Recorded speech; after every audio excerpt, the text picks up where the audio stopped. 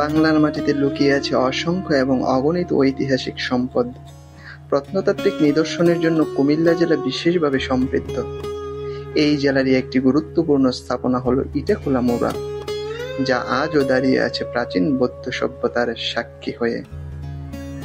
আজকের এই যাত্রাতে আমরা জানব পাল আমলের স্থাপত্য এই ইটাখোলা মুরার আদ্যোপান্ত। ইটাখোলা মুরার অবস্থান কুমিল্লা জেলার কোটবাড়ি এলাকার শালবন বিহারের নিকটে এবং রূপবান মুরার উল্টো দিকে ঠিক ১০০ মিটার উত্তরে। প্রত্নতত্ত্ববিদদের ধারণা এটি গুপ্ত ও পাল যুগের বৌদ্ধ ধর্মীয় স্থাপনারই একটি অংশ। প্রাপ্ত প্রত্নবস্তুর উপর ভিত্তি করে খ্রিস্টীয় ৭ম থেকে দ্বাদশ শতাব্দীর মধ্যে এ স্থাপনা নির্মিত হয়েছিল বলে ধারণা করা হয়। পাল আমল ছিল বাংলার ইতিহাসে এক গৌরবময় অধ্যায়। এই সময়ে শিক্ষা, সাহিত্য, শিল্পকলা ও স্থাপত্যে অসাধারণ উন্নতি সাধিত হয়। বিখ্যাত নালন্দা, বিক্রমশিলা ও সোমপুর মহাবিহার তখন জ্ঞান চর্চার আন্তর্জাতিক কেন্দ্র হয়ে ওঠে। পাল শাসকদের পৃষ্ঠপোষকতায় বৌদ্ধ ধর্মের বৃহৎ বিস্তার ঘটে এবং বাংলার সাংস্কৃতিক ঐতিহ্য সমৃদ্ধ হয়। সেই পাল আমলের একটি অসম্ভব সুন্দর স্থাপত্য এই ইটাখোলা মুরা। মুরা শব্দটির অর্থ টিলা বা ডিবি, আর ইটাখোলা মুরা নামটি এসেছে এখানকার ধ্বংসাবশেষে প্রচুর পরিমাণে ইট পাওয়া যাওয়ার কারণে। ইটাখোলা মুরা ছিল একটি বৌদ্ধবিহার ও স্তূপ কমপ্লেক্স। এখানে একটি প্রধান মন্দির, চারদিকে ছোট ছোট বিহার কক্ষ এবং কেন্দ্রীয় উঠোন রয়েছে। বিশাল আকারের ইট দিয়ে গাঁথা দেয়াল আজও টিকে আছে। স্থাপত্যে ব্যবহার করা হয়েছে মোটা লালচে ইট, যা গুপ্ত ও পাল যুগের স্থাপত্য শৈলীর বিশেষ বৈশিষ্ট্য বহন করে। প্রধান মন্দিরের গঠন ছিল বর্গাকার এবং তার চারপাশে ছিল প্রার্থনার জন্য বিশেষ স্থান। ধর্মীয় অনুষ্ঠানের সময় বিভিন্ন স্থান থেকে ভিক্ষু ও উপাসকরা এসে এখানে সমবেত হতেন। ইটাখোলা মুরায় বেশ কয়েকবার খনন কাজ চালিয়ে বড় বড় কিছু বৌদ্ধ স্তূপ ও এসব স্তূপ থেকে ৪২ মিটার উত্তরে সংলগ্ন একটি বৌদ্ধ মঠের সন্ধানও পাওয়া গেছে। ধারণা করা হয় এই প্রত্নস্থানটিকে ৫টি সাংস্কৃতিক যুগ অতিক্রম করতে হয়েছে। পূর্ববর্তী ৩ সাংস্কৃতিক কাল পর্যায়ের নিদর্শনগুলো পরবর্তীকালের ধ্বংসাবশেষের নিচে চাপা পড়ে রয়েছে। এই জন্য সকল নিদর্শনগুলো অদ্যাবধি উদ্ধার করা সহজ এবং সম্ভব হচ্ছে না। এই স্থানের মূল আকর্ষণ বিস্তীর্ণ স্তূপ কমপ্লেক্স।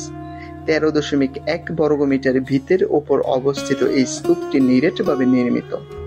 স্তূপের পূর্ব বা সম্মুখ ভাগের মধ্যস্থলে একটি ক্ষুদ্র পীঠস্থান রয়েছে, যার আকৃতি ২.৪ মিটার এবং ২.১ মিটার প্রায়। প্রাচীন বাংলায় বৌদ্ধ ধর্ম ছিল অত্যন্ত প্রভাবশালী। ইটাখোলা মুরা সেই ধর্মীয় কার্যক্রমের কেন্দ্রস্থল ছিল। এখানে ভিক্ষুরা ধ্যান অধ্যয়ন করতেন এবং স্থানীয় মানুষদের কাছে বৌদ্ধ দর্শন প্রচার করতেন। এছাড়াও প্রত্নতাত্ত্বিক খননে পাওয়া গেছে ভগ্নপ্রায় বৌদ্ধ মূর্তি, অলঙ্করণ ও মৃৎশিল্পের খণ্ডাংশ। এগুলো প্রমাণ করে এখানে ছিল এক সমৃদ্ধ সাংস্কৃতিক পরিবেশ। বাংলাদেশ প্রত্নতত্ত্ব অধিদপ্তরের গবেষণায় জানা যায় ইটাখোলা মুরা ছিল একটি বৃহৎ বৌদ্ধ মঠ। খননের সময় এখানে বেদি, স্তম্ভের ভগ্নাংশ ও নানা ধরনের শিল্পকর্ম উদ্ধার হয়েছে। এই স্থান শুধু ধর্মীয় কেন্দ্র নয়, বরং শিক্ষা ও দর্শনের কেন্দ্র হিসেবেও ব্যবহৃত হতো। আজ ইটাখোলা মুরা একটি জনপ্রিয় প্রত্নতাত্ত্বিক পর্যটন কেন্দ্র। প্রতিদিন দেশি বিদেশি দর্শনার্থীরা এখানে আসেন। যদিও সময়ের আবহাওয়া ও অবহেলার কারণে অনেকটা ক্ষয়প্রাপ্ত, তবু প্রত্নতত্ত্ব অধিদপ্তরের সংরক্ষণ প্রচেষ্টায় স্থাপনাটি রক্ষা করতে অবিরত এবং অবিরাম চেষ্টা চলছে। এটি বাংলাদেশের সাংস্কৃতিক ঐতিহ্যের এক অমূল্য সম্পদ, যা আমাদের প্রাচীন ইতিহাসের জানান দেয়। ইটাখোলা মুরা শুধু একটি প্রত্নস্থান নয়, এটি বাংলার প্রাচীন সভ্যতা, ধর্মীয় সহনশীলতা ও সংস্কৃতির প্রতীক। হাজার বছরের পুরানো ইটের স্তূপ আজও আমাদের মনে করিয়ে দেয় আমাদের ইতিহাস কত সমৃদ্ধ, কত বৈচিত্র্যময়।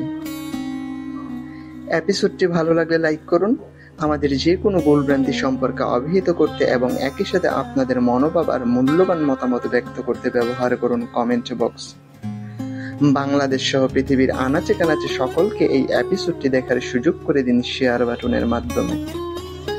আমাদেরকে সকল প্রকার সাহায্য সহযোগিতা এবং অনুপ্রেরণা দিতে সি দ্য ওয়ার্ল্ড ইউটিউব চ্যানেলটি সাবস্ক্রাইব করে বেল আইকনটি চেপে দিন, যাতে করে পরবর্তী কন্টেন্টের নোটিফিকেশন মুহূর্তেই পৌঁছে যায় আপনার ফোনে।